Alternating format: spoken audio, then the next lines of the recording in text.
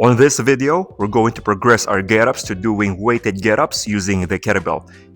However, if you don't know how to do the get-ups yet, I'll be attaching the link below for the tutorial on how to do the get-up without any weight.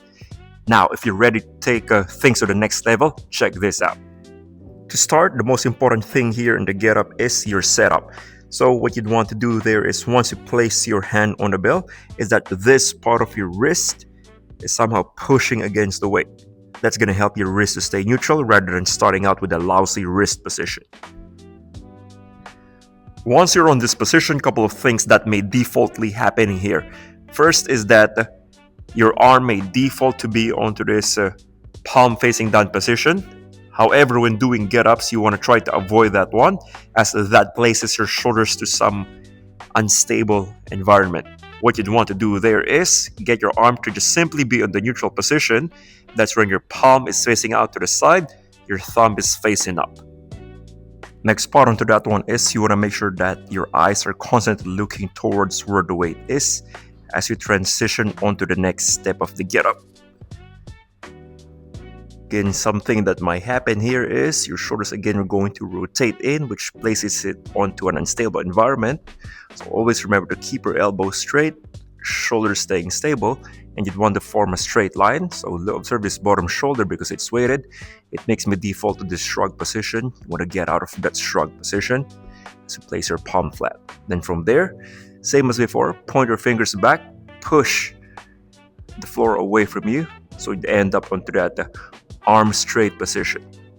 Now, this is one of the parts that can get a bit confusing, especially when you're dealing with a weight. For some, they might feel this one more instructive in knowing where you would land your body onto the next phase. So good on this one, you can go for the easiest way to get up, is that bending that bottom leg, and then from there use this bottom hand and this foot to help you prop your knee or your thigh off from the floor, so you'd end up onto this windmill position.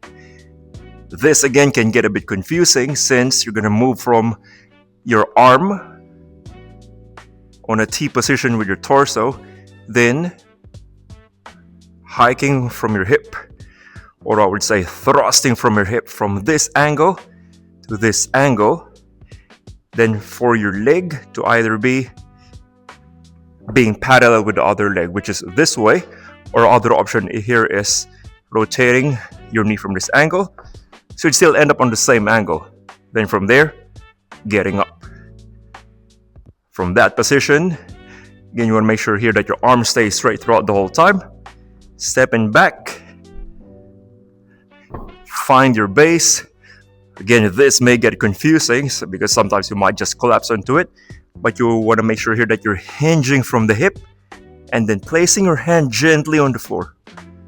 And from there, slowly sliding this bottom leg onto that knee straight position, down onto your elbow, arms still stay straight, shoulders do stay neutral, point your fingers behind, allow for a triceps to touch the ground first before the whole body. For safety, two hands to lower the weight towards your belly, fold your knees towards your chest, and roll out onto the side.